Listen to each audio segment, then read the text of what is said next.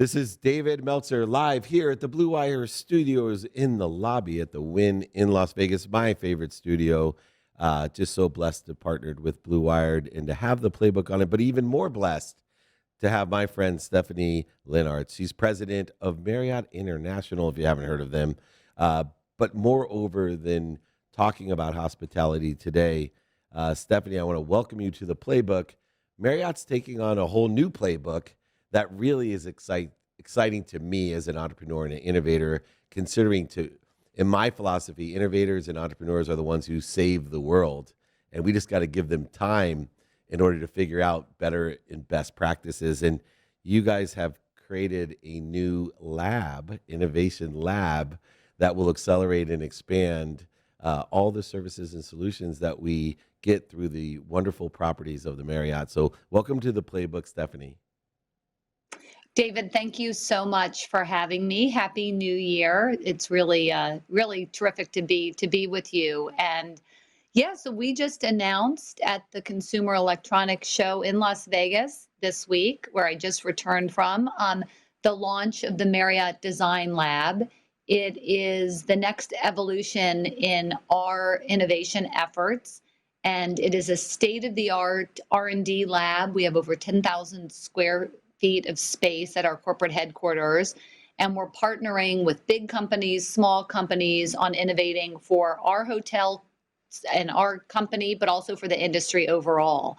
So we are kicking off with LG Electronics and Carrier, but we're also working with some startups, a company called Ori, which came out of MIT Labs, and they're helping us build out the small hotel room of the future, where you can transform the space for sleeping, working, entertaining. Think of kind of a Murphy bed of the future, or the transformer room of the future, particularly in cities like New York or Tokyo, where the space is very constrained. So we are really excited about this Marriott Design Lab. We're really excited about the innovation that we're going to develop, partnering with some of the best and biggest and most innovative and small companies around the world. So we're really excited about it.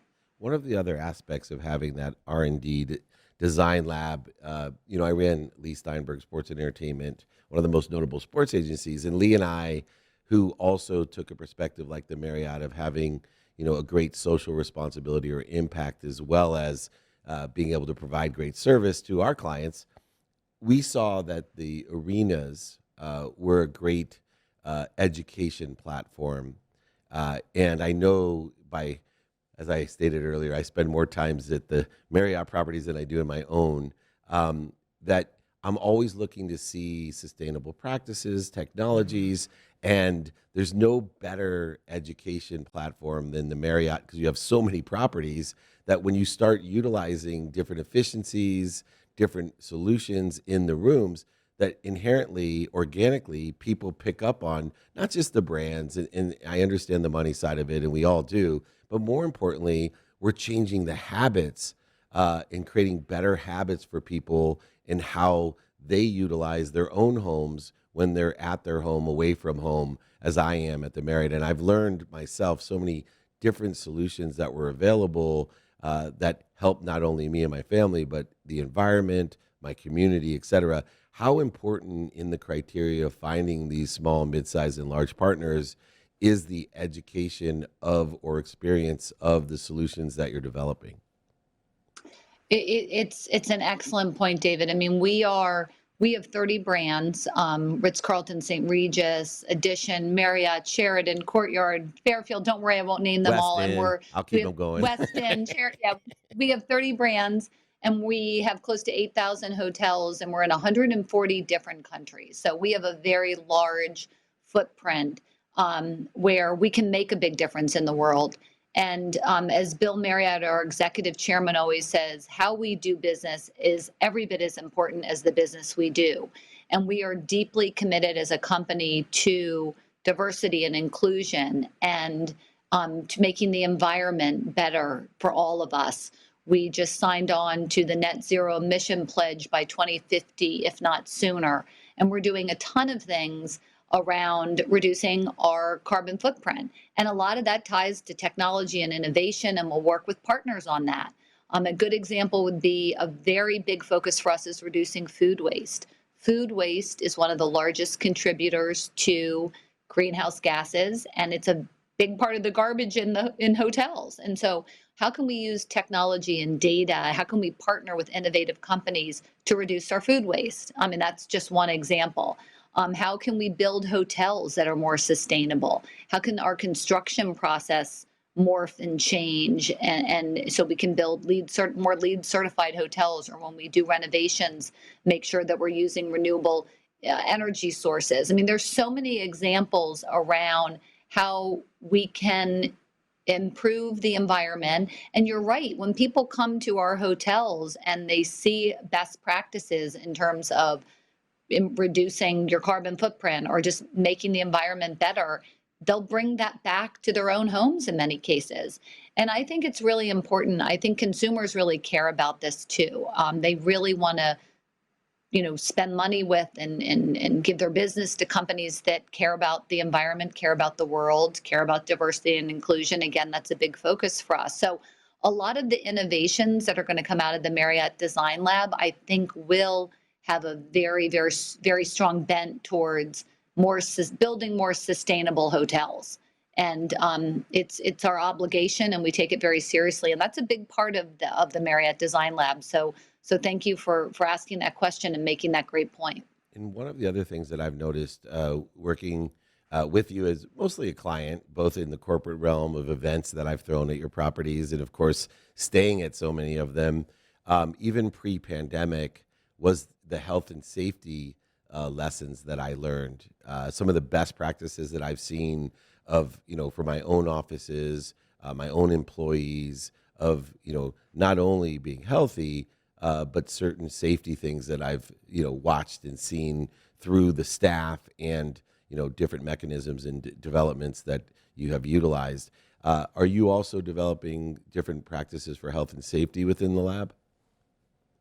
Absolutely. A big part of the innovation efforts that have been underway, particularly, of course, during the pandemic, were around making sure our hotels were safe and secure and extremely clean. Our hotels were always clean and pristine, but with the global pandemic, we supercharged those efforts. We created a global cleanliness council where we worked with outside experts, medical experts, different firms that do innovation in the cleaning space. As one example, we really innovated around electrostatic sprayers to make sure that our public spaces, meeting spaces, were extremely clean and safe. A lot of training for our associates, social distancing, how to put on a hybrid meeting or a meeting in person, even during COVID times, in a safe and secure way. So a lot of the innovations that have come from our company in the past couple of years and will continue to come out of the Marriott Design Lab will be around making sure that our hotels are safe and secure for our associates, of course, who work there, and for our customers. So that's a very big focus area for the Marriott Design Lab too, and just for our company overall.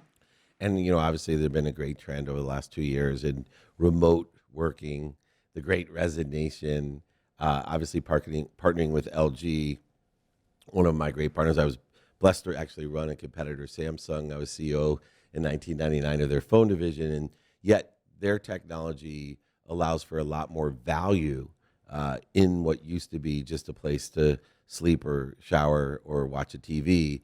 Now has become a studio, an office, a communication center, an entertainment center, beyond, the products that you have built within the Marriott. It's the only hospitality chain that I know that it does so well with what products they have in their rooms and hotels, that they will sell you their bed and sheets and blankets and as a complete benefit of what they're doing. So how important is this new shift to the remote convertible room instead of just a place to sleep, shower, and watch TV?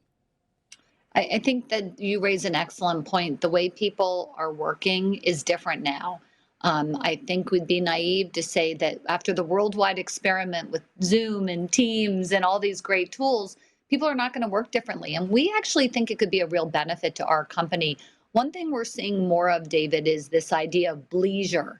meaning people are mixing a business trip and a leisure trip. I just have They're to say, I'm actually going to steal staying that. longer. Stephanie, I got to interrupt you Leisure, because I'm yeah. going to steal that, and then you're going to hear it all over my content. You're like, he did give me credit. So I'm making an apology right now. If I can't remember who told me bleisure, please just email me. I'll put it in my next one and say it was you.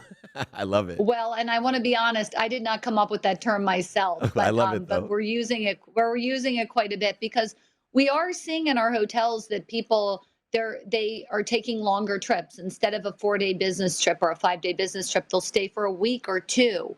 And as more and more companies are allowing their employees to work from anywhere, we think this actually could be a whole new business segment.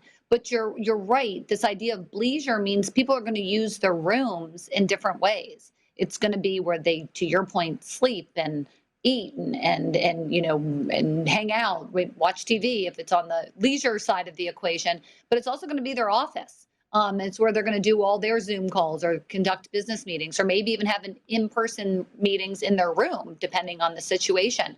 So the space, the room needs to be flexible, and that's where this idea I mentioned earlier that in our innovation lab, our Marriott Design Lab, we're building a room in the future that can kind of transform and convert depending on the purpose of the room at that moment. It's a really flexible space.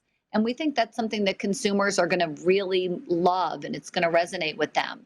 So I do think the world is going to be forever changed with all these tools. I should also note, David, though, one thing that we're really excited about is that these tools are great, and thank goodness we had them, but nothing is replacing people meeting face to face. And we have seen our group and meetings business pick up pretty quickly. And our bookings for this year, 2022, and into the next few years are quite strong. Because what we've heard loud and clear from our customers is that nothing replaces face-to-face meetings, and that we've got to get back together in person. And you're seeing it this week, and I saw it at the Consumer Electronics Show in Las Vegas. The numbers were down a bit, yes, but I took that shuttle bus a couple times over to the showroom floor, and it was packed. I mean, everyone was wearing masks and following the protocol. But I heard languages from all around the world, and I think the CES show, happening and people attending underscores the point that people want to get together, need to get together, and travel and meetings and business travel is also very resilient, not just leisure travel. Yeah, I think there's clairsentient is a term that's utilized for an emotional connection that only can be facilitated. I speak around the world a lot, and I can't tell you how difficult it is to do a speech on Zoom where all I'm looking at is myself or an administrator looking down at their computer, and it is nothing like standing as I now get to do at your properties, by the way, in front of thousands of people. And not just for me, but for all the people that are feeding off of one another in this clairsentient way, in this feeling way, in this emotional aspect that we're becoming more aware of. And your company and this innovation seems to be directed in that manner of how do we get people together safely so that they still can create the great collective consciousness of creativity, collaboration, and coordination that's necessary for all business and families, by the way, which is why I love the bleisure approach, because I'm a person who believes in activity. We get paid for an activity we don't. So I vacation every day, which makes me a great customer of the Marriott. It's interesting because we have a lot of empty office space that I see in the future. And with the innovation labs, I see a huge opportunity for, a new type of business within the context of Marriott is you have these convertible rooms, these multifunctional flex rooms for bleisure. I can see Marriott licensing or leasing or managing corporate offices and creating those types of spaces. So when you're hiring new people, which is a difficult thing, recruitment and retention, I can imagine, hey, your office is your apartment and it's managed by Marriott or bought from Marriott. Is there any developments, or have you thought about these convertible flexible units as a business office type of opportunity or connected to and through an office in any way? We have, David. During the pandemic, we launched something called Work from Anywhere with Marriott Bonvoy. And it was largely focused on our 157 million Marriott Bonvoy members, recognizing that people during the pandemic, and particularly as things started to get better, while their offices were not open, they wanted to get out of their homes and they wanted to go to work out of a hotel. So we created these packages, stay passes, play passes, work from anywhere passes, and it's where you could go use a Marriott hotel room for a day or a few days, and have great high-speed Wi-Fi. We would, depending on the brand, have certain goodies and amenities tied to your package. And you could kind of use the Marriott guest room as a place to work, again, for a day or several days. Maybe you wanted to work on a Thursday, Friday, and stay over for the weekend and have a play pass, we called it. So this idea that hotels will morph and change into something different, we'll see. Time will tell, like how long this all goes on for and if it sticks. But I do think there's going to be a new type of opportunity for us, a new type of business, a new way that hotels are used for different purposes. And I think that's really exciting. And last but not least, in technology and innovation, data is king. And I can't think of a company that has a bigger database with more information of the different likes and dislikes of a community. As you mentioned, just Bonvoy alone, an incredible amount of Bonvoy members. And I don't know how you service them so well, being someone who is a member and feels like I have a personal touch. When you said that number, like, oh, come on, how do they know so much to cater to me when there's that many millions of people? But will you be utilizing the R&D lab for data or any marketing types of things as well? Or is it just specifically for the production and performance in the hospitality side of it? Yeah, I think we'll be using the Marriott Design Lab for all types of innovation. And, whether it's the physical hotel room or lobby or restaurants, or it's how we use data and information more creatively to service our guest needs. I think your point on data is an excellent one. I mean, data is oil these days, right? But the key point is that when customers give us their data, particularly our Bonvoy members, and data about their preferences, first they have to give us their permission to use it, right? So we're very focused on data privacy and using people's data in a way that they've given us permission to use it. But when they give us that permission, they expect us to do something with it, right? If you tell us you only like feather pillows, you should only have to tell us once. And then when you go to any of our hotels anywhere in the world, we know that's your preference and we honor it. And it's a tiny example and a small one, but just to illustrate the point. So I think that data and information as a source of enhancing the guest experience is critical. I think technology is critical. But at the heart of our business is human beings. When I think about my company and my sector, our industry, I think about it will always be human-centered. It's always about the associate providing the service to the guest. It's human-centered, data-driven, and tech-enabled. And I think it's those three pieces coming together in a magical way, in a creative way, in an innovative way that will make us stand out in the eyes of our consumers. I'll tell you this, Stephanie, you not only talk the talk, but from personal experience, you walk the walk because you not only, as I suggested, were my home away from home during the pandemic especially, but also my office away from home, which has extreme value. And I've never had two better personal or professional years of my life. And I know as a leader of a big company, it's nice to hear personal impact as you care about people. And part of the reason I wanted to have you on here is that you and your company have impacted my life tremendously. So I wanted to give you a big thank you of appreciation. The president of Marriott International, my home and office away from my home and office, an incredible company with incredible leaderships. Thank you so much for joining me.